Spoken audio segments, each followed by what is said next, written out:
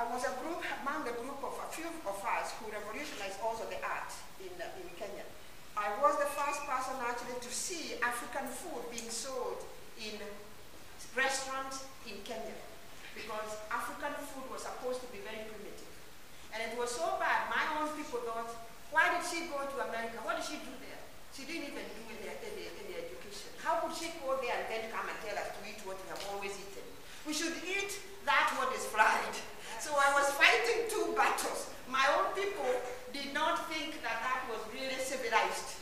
What I was telling them, our food was good, was civilized. They wanted to continue eating what was eaten in London, or what was eaten in France, that kind of a thing, fried food. So anyway, I have gone on to that. Those are two things I'm very proud to share with you. And then I've gone on to teach at the university. I started in 1972, and I've gone on until this minute. And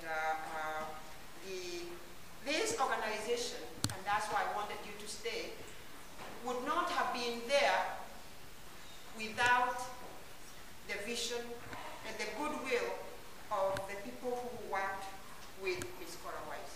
So for me, I feel very, very privileged to be with Ms. Cora Wise this afternoon, to thank her on behalf of my fellow students, really, who were with us. And the few I have been able to talk to just were saying, I wish we could be there. We didn't know. But the thing is, they are now buying this book, and they're going to read about it. So I'm really very grateful, and I have a small gift that I want to give you, just to signify my gratitude to you.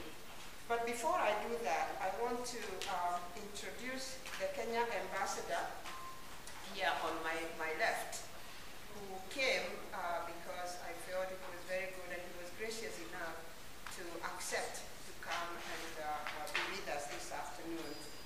I don't have my glasses. Can somebody, yeah, excuse me. I don't have my glasses. Do excuse me, I'm ancient.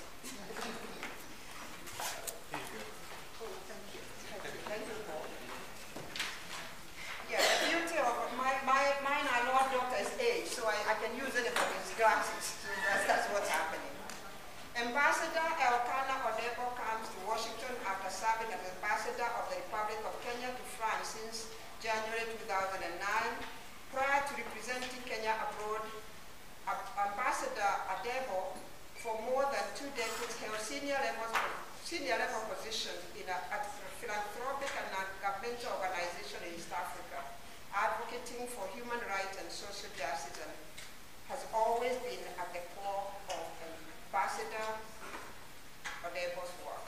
I want to stop there really, because that to me is the most important of any ambassador, because normally we take ambassadors who just are coming to be nice and presenting government, whether they're doing bad or well, whatever. But when I read about him, I was really very, very proud of him. Anybody who talks of social responsibility, anybody who talks of social justice, to me, speaks my language. And so it's my pleasure to have you here, just so that you can be with us. Now, turning back to my friend here, I saw her bio is 15 pages. So I decided I don't want to touch it. I decided I don't want to touch Cora Wise's resume, because it is so long and it's so distinguished. I could not think of what to pick. So, Ms. Cora Wise, I really would like you to just say who you are, tell these young people who you are, and just, you know, just introduce yourself, please.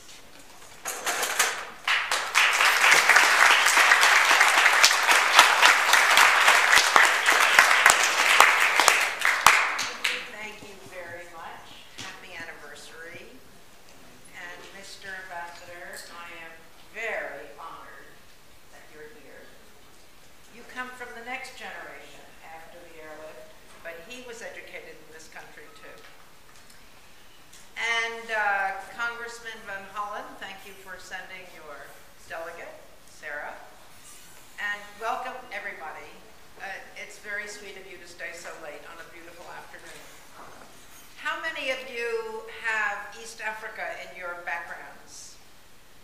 What countries? Go ahead. Just yell it out. Anyone from Kenya? Kenya? Uganda? Tanganyika or Tanzania?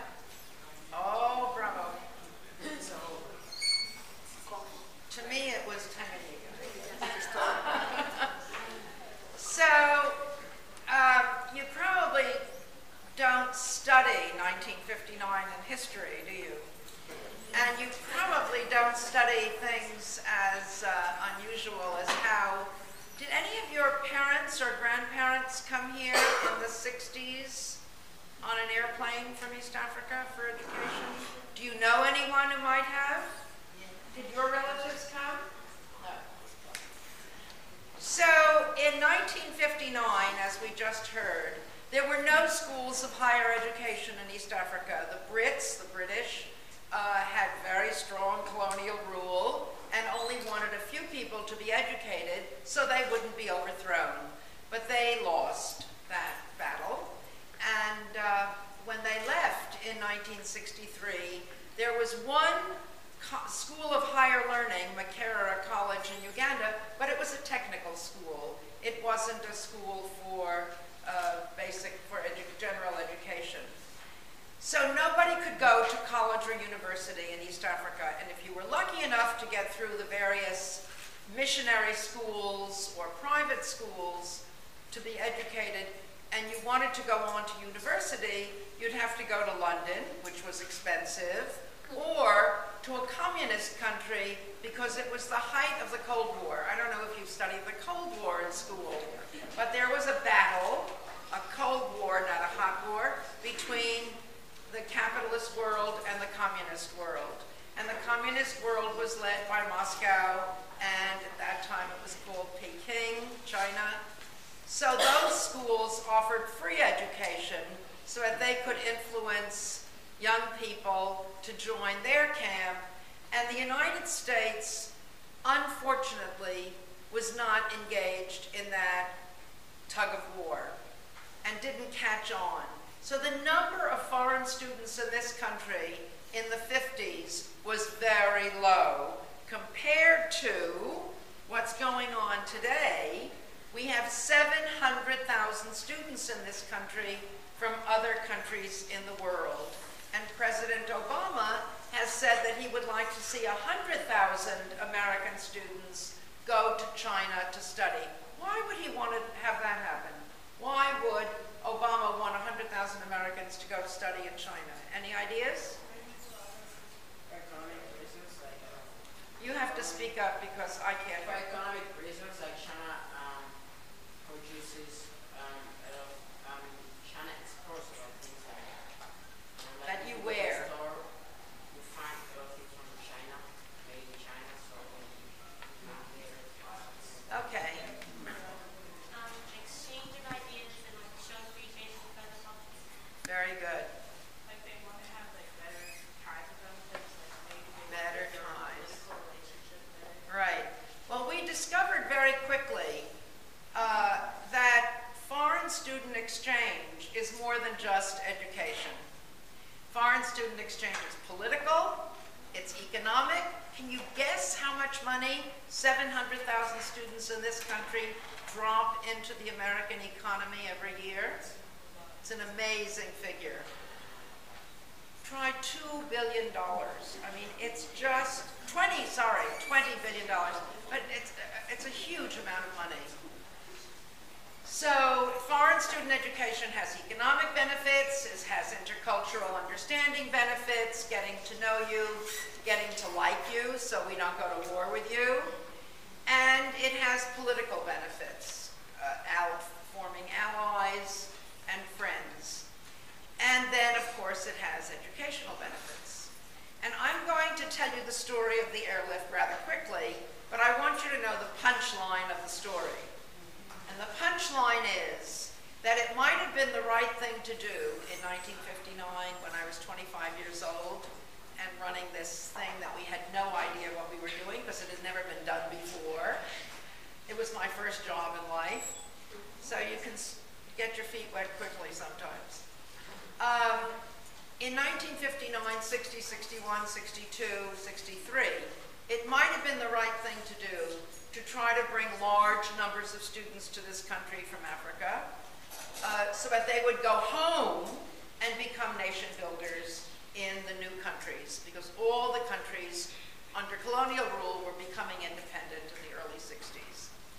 But today, I would like to see American students go to study in Africa.